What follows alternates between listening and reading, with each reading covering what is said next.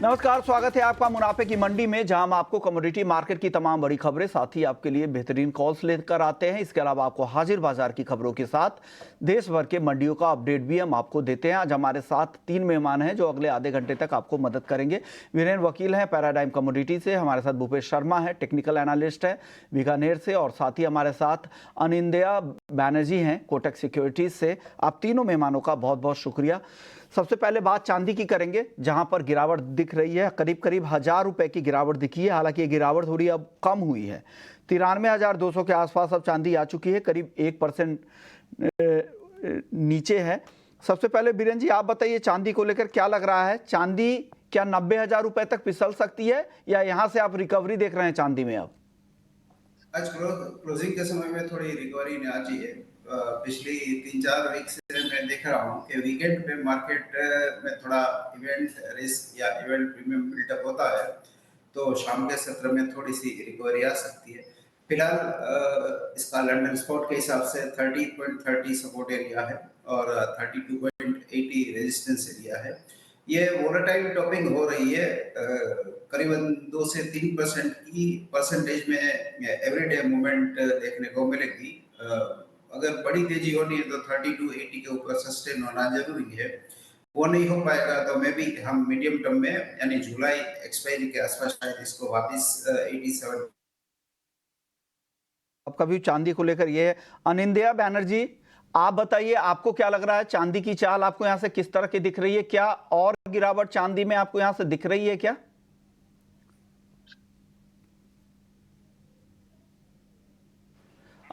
Anindya Banerjee sir, आपसे मेरा सवाल था चांदी को लेकर, आपकी राय क्या बन रही है चांदी पर अब? अ, चांदी एक्चुअली अभी फिलहाल एक साइडवेज टू एक डाउनवर्ड ट्रेंड में है, क्योंकि बिगिनिंग ऑफ दिस ईयर से हम लोग क्या देख रहे हैं कि सिल्वर में बेसिकली गोल्ड और कॉपर के साथ काफी हाई कोरिलेशन है। नेचुरली गोल्ड के साथ तो एक हाई कोरिलेशन उसका पहले से ही था, बट लास्ट 7-8 महीना स्पेशली 1 साल से कॉपर के साथ उसका जो एक प्राइस एक्शन है वो काफी अच्छा है, पॉजिटिवली कोरिलेटेड।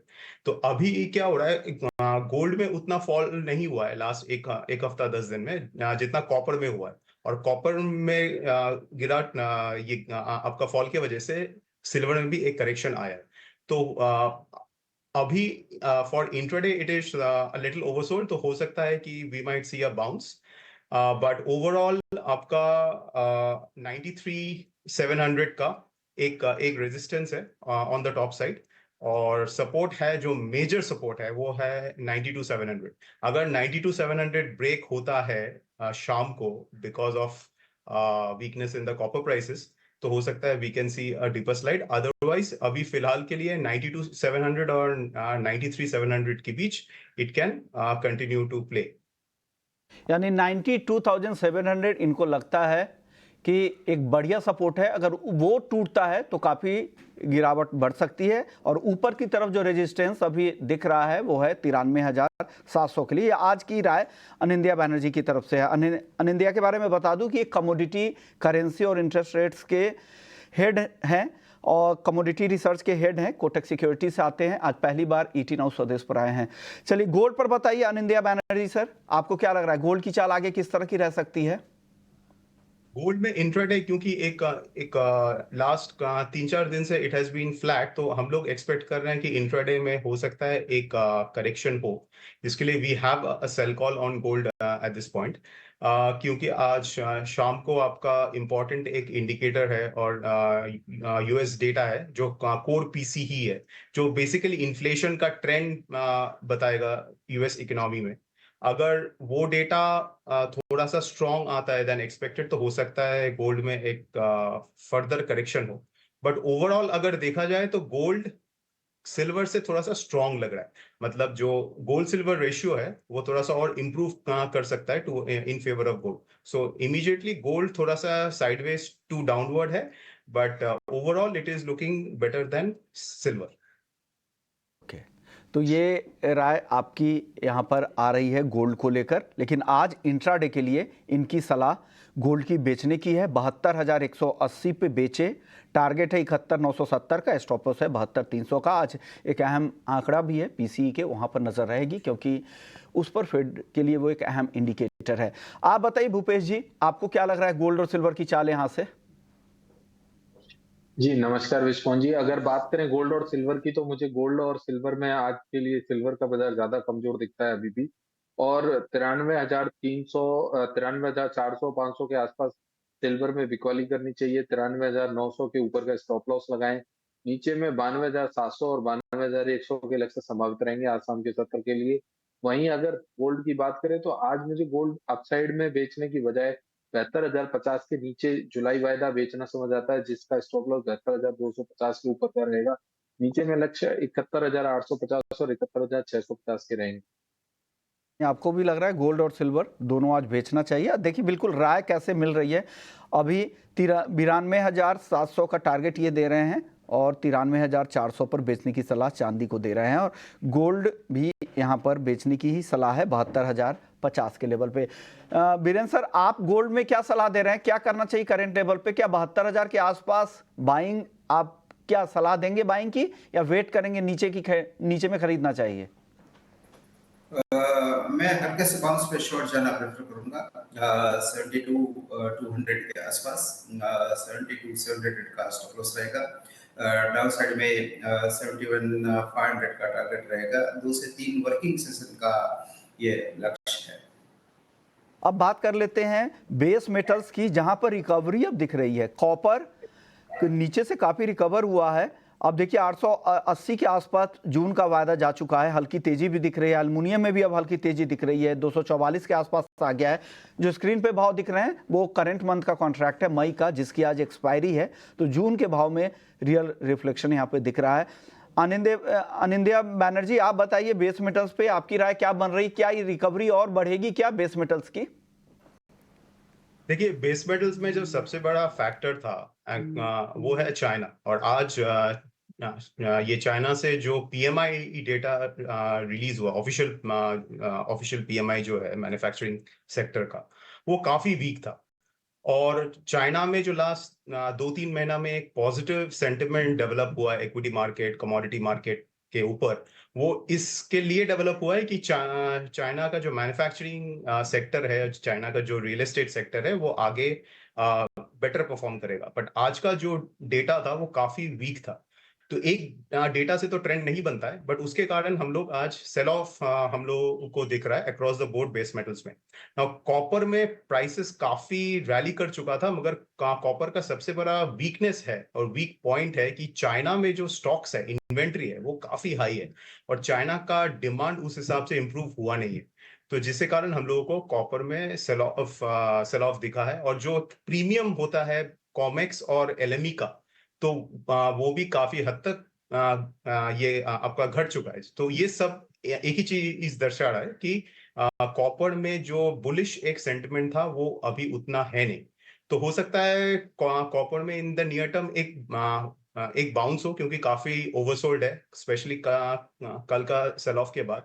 बट जब तक ये इस वीक का हाई 915 उसके ऊपर ट्रेड नहीं कर रहा है, तब तक द बायस आपका डाउनवर्ड है। मतलब एक बाउंस गुंजाइश है, शायद 890 900 तक लेके आए, बट वहां पे आई थिंक फ्रेश सेलिंग आ सकता है। 915 के ऊपर फिर एक ट्रेंड चेंज होगा फ्रॉम डाउन टू अप। तो ये बेस मेटल्स की आपकी सलाह है। भूपेश जी, आप क्या सलाह दे रहे हैं बेस मेटल्स में? और कोई आज के लिए अगर इंट्राडे के लिए कोई ट्रेड करना चाह रहे हैं तो कोई टॉप पिक आपकी तरफ से? जी सर, मैं सलाह दूंगा कि मेरे को जिंक में बिकवाली करना समझ आता है। 270 150 के आसपास जहां भी, या 271 के आसपास कहीं भी जिंक वायदा मिलता है, वहां बिकवाली करनी चाहिए। 273 के ऊपर के स्टॉप लॉस रहेंगे। नीचे में 269 और 268 या 266 तक के भी लक्ष्य संभावित रहेंगे। सलाह आपकी तरफ से, हालांकि रिकवरी बहुत स्टीप रिकवरी यहाँ पर धीरे धीरे लौट रही है।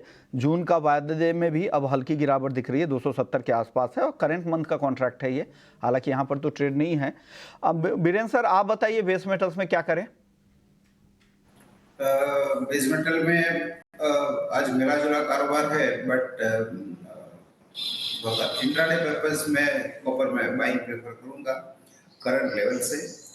स्टॉप लॉस 866 रहेगा और position exit at the close of day. Copper में आपकी तरफ से सलाह आ रही है। अब बात कर लेते हैं क्रूड की, जहां पर रविवार को 2 जून को फैसला आना है ओपेक प्लस का। अब खबर यह भी आ रही है कि 2025 तक अपनी उत्पादन कटौती को वो लेकर जा सकते हैं। बीरेंद्र सर बताइए, क्रूड में किस तरह की चाल आगे रहेगी? क्रूड में वीकेंड के देखते हुए और ओपेक की मीटिंग है, इसके लिए मैं क्रूड में ट्रेड अवॉइड करूंगा। आज का मेरा फोकस नेचुरल गैस पे रहेगा।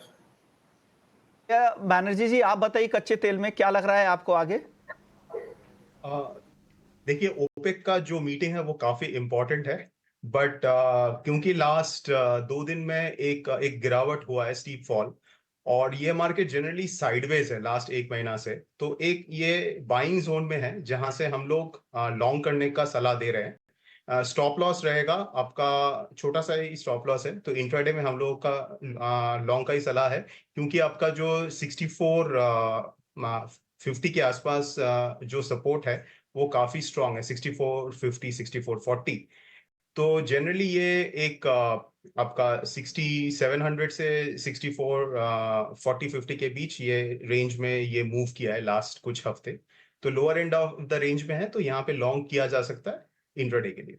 लॉन्ग करने की सलाह इंट्राडे के लिए 6540 के टारगेट के लिए खरीदारी की सलाह कच्चा तेल में। आपकी राय क्या है भूपेश जी, क्रूड में? जी विस्मन जी, बात करें क्रूड की, तो क्रूड में मैं अभी ट्रेंड के साथ ही जाना चाहूंगा। क्रूड का ट्रेंड नेगेटिव बरकरार है।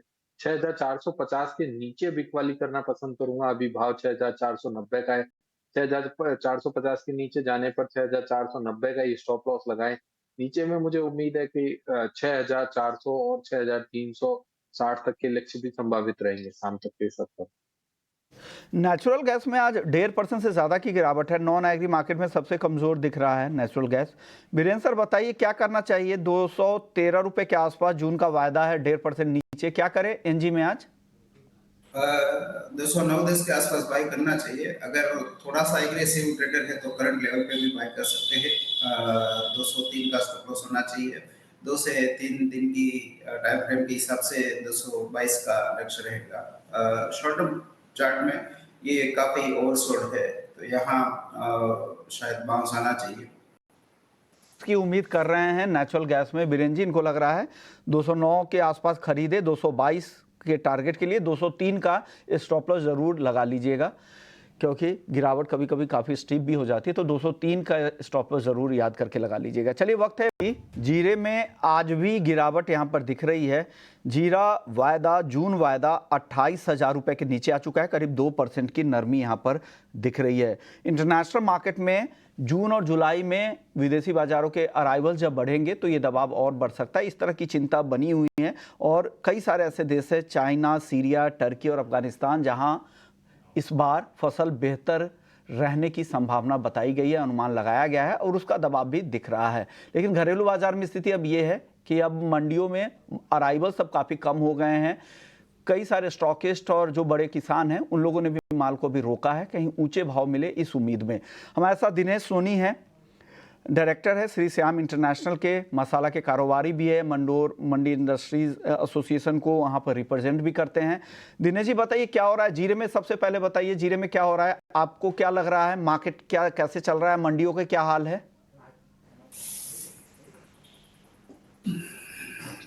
दिनेश जी, आपको आवाज आ रही है क्या? हाँ, आ रही जी। सर, जीरे पर मैं पूछ रहा था कि मंडियों के हाल क्या है, क्या हो रहा है मंडियों में? मंडियों में आमदनी तो कोई विशेष नहीं है, लेकिन सामने ग्राहकी भी बहुत कमजोर है और डोमेस्टिक भी अभी कमजोर है और एक्सपोर्ट भी बिल्कुल ना के बराबर है। उसी वजह से बाजार थोड़ा प्रेशर में और लगातार गिर रहा है। सर, इंटरनेशनल मार्केट की जो रिपोर्ट आ रही है कि वहाँ पे फसल इस बार काफी अच्छी रहने की उम्मीद है, क्या ये एक नैरेटिव सेट करने की कोशिश हो रही है, वाकई फसल काफी अच्छी है इन बाजारों में? नहीं, फसल वहाँ है, बिजाई थोड़ा ज्यादा का हल्ला ज्यादा आ रहा है। जितना हल्ला है वैसी बिजाई नहीं होनी चाहिए हमारे हिसाब से, उतनी क्रॉप आनी नहीं चाहिए, पहली बात। दूसरी नंबर क्या है, अभी तक लोगों में ये दहशत है कि इंटरनेशनल बाजार का जो माल आएगा वो बहुत ज्यादा आएगा, हो सकता है इंडिया आ जाए। हमको नहीं लगता है कि वो माल इंडिया में आएगा। हमको ऐसा लग रहा है कि भाई उनका जैसे वहाँ भी अगर लोएस्ट रेट में किसान वहाँ की बिकवाली आएगी कि नहीं आएगी, वो भी लोग स्टॉक कर सकते हैं। नीचे भाव में वहाँ की बिकवाली कैसी रहेगी वो सब देखना पड़ेगा। दूसरे नंबर मेरा ऐसा भी मानना है कि अभी तक राजस्थान इंडिया में लमसम 50 लाख बोरी जीरा मंडियों में आ चुका है, जिसका लमसम 95% कंजप्शन में और गया स्टॉक में मात्र नहीं के बराबर, मतलब 5 या 10% स्टॉक में गया है, समझो आप। तो मेरे को नहीं लगता है अभी भी माल किसानों के हाथ में। आने वाले समय में जब भी डिमांड आएगी तब किसानों की सप्लाई कैसी रहेगी उसके हिसाब से बाजार डिपेंड करेगा। लेकिन अभी बाजारों के अंदर ग्राहकी का माहौल कमजोर है और लोगों को जो दहशत है उसी वजह से बाजार रेगुलर गिर रहा है। मेरे को नहीं लगता इसमें ज्यादा बड़ी मंदी आएगी। मेरे को लगता है अभी भी मतलब ये जुलाई का जीरा है जैसे 270 के लमसम चल रहा है, 260-55 रुपए का, इसमें घटने की जगह हमको नहीं लगती। ओके, यानी ज्यादा गिरावट आपको नहीं लग रही है। धनिया को लेकर बताइए सर। धनिया में हो रहा था ऊपर जाने की, लेकिन फिर से यहाँ पर दबाव दिख रहा है। आगे की राह कैसी दिख रही है धनिया के लिए? धनिया में सर है ना, अभी जैसे डोमेस्टिक और डिमांड बहुत वीक लग रही है हमको। अभी जैसे मेरे को लगता है जैसे मानसून का जैसे एक बार जैसे मानसून आ जाएगा उसके बाद में अच्छी बारिशों के बाद में जो मसालों में एक बार डिमांड आएगी वहां सब बाउंस बैक, जीरा है, धनिया है, हल्दी, सभी में एक बार वापस अच्छा बाउंस बैक देखने को मिलेगा। मतलब मेरे को ऐसा लग रहा है कि अभी महीना 1.5 महीने बाद में ही इसमें अच्छी ग्राहकी का प्रेशर बनेगा। मेरे को ऐसा लग रहा है जैसे इसमें घटने की ज्यादा जगह नहीं है। हालांकि नया डीमेट कोई पड़ता नहीं है, नया सर इतनी आमदनी का ज्यादा प्रेशर नहीं है, लेकिन अभी चूंकि डिमांड नहीं है इस हिसाब से बाजार में थोड़ा प्रेशर है। यहाँ से बहुत ज्यादा गिरावट यहाँ से नहीं दिख रही है, धनिया में भी और जीरे में भी नहीं दिख रही है, लेकिन अभी ग्राहकी कमजोर है, उसका दबाव जीरे पर दिख रहा है। शुक्रिया दिनेश जी, आपने वक्त निकाला हमारे लिए। अब बात कर लेते हैं हल्दी की। हमारे साथ बात करने के लिए हल्दी पे पूनम चंद गुप्ता हैं, हल्दी के कारोबारी भी हैं, चेयरमैन भी है NCDX हल्दी कमेटी की। हल्दी को लेकर खबर ये है कि जून की डिलीवरी की भी चिंता है, बेहतर मानसून रिपोर्ट से भी दबाव बन रहा है और साथ ही एक्सपोर्ट की डिमांड कम निकल रही है ऊपर के भाव पे। आप बताइए पूनम जी, क्या और खबर है, क्या डिटेल्स है हल्दी को लेकर? क्यों हल्दी कल 6% के लोअर सर्किट पे बंद हुई? क्या और गिरावट दिख रही है आपको हल्दी में? अभी डोमेस्टिक डिमांड और एक्सपोर्ट डिमांड एकदम काफी कम चल रही है। और दूसरा, आप ये जून के में जो डिलीवरी का प्रेशर आ रहा है उससे भी लोग काफी घबराए हुए हैं कि कितनी गाड़ी आएगा और कौन लेगा। इसका मतलब इफेक्ट काफी ज्यादा है। जबकि हालांकि मंडियों में आवक का प्रेशर कहीं भी ज्यादा नहीं है, परंतु डिमांड की जो कमी लग रही है उससे काफी कुछ लोगों में घबराहट आई हुई है। वैसे फिजिकल मार्केट में कम भाव में न किसान बेचू आ रहा है न व्यापारी बेचू आ रहा है। इसमें ज्यादा तो रिस्क नहीं है। 500 रुपए का जरूर रिस्क है। 500 रुपए एक टाइम पे टूट सकते हैं, वापस इसमें बाउंस बैक भी हो सकता है। इसमें तो लग रहा है कि 500 रुपये यहाँ से ज्यादा गिरावट नहीं आपको दिख रही है, लेकिन ऊपर जाने की संभावना ज्यादा है क्योंकि मंडियों के अराइवल्स कम है और लग रहा है कि आगे दाम बढ़ेंगे। कितने भाव बढ़ सकते हैं? अगर 500 रुपए का कोई रिस्क लेता है तो ऊपर में कहां तक भाव जा सकते हैं, और टाइम फ्रेम भी बताइएगा। ऊपर में वापस 1000 से 1500 रुपए बढ़ सकता है। टाइम फ्रेम ये 10 तारीख के बाद होगा, क्योंकि 10 तारीख तक डिलीवरी जिसको भी लेना है वो शो भी कर देगा, लेने वाला भी अपना डिमांड कर लेगा। तो 10 तारीख के बाद इसमें बाजार 1500 रुपए सुधरने की आशा है। ओके, यानी 10 जून तक आप वेट कर लीजिए, क्लैरिटी भी मिल जाएगी डिलीवरी को लेकर, फिर मार्केट स्टेबल हो जाएगा, उसके बाद यहाँ पर तेजी पकड़ेगी। शुक्रिया पूनम चंद जी, आपने वक्त निकाला हमारे लिए। आप बताइए बीरेंद्र सर, आपको क्या लग रहा है हल्दी पर? सबसे पहले राय दें अपनी आप। हल्दी में थोड़ा सा यहाँ से डाउनफॉल दिख रहा है।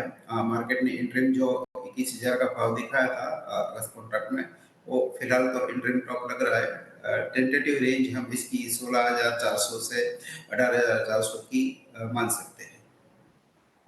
मान रहे हैं बीरेंद्र सर? जीरे पर राय बताएं। जीरे में सर? जीरे में हल्का सा डाउन साइड लग रहा है। डिमांड भी कम है, सप्लाई भी कमजोर है, बट सप्लाई की स्थिति काफी कंफर्टेबल है। तो यहाँ मुझे ऐसा लग रहा है कि हल्का सा डाउन ट्रेंड लगेगा। धनिया खरीदना चाहिए क्या गिरावट पे सर अब?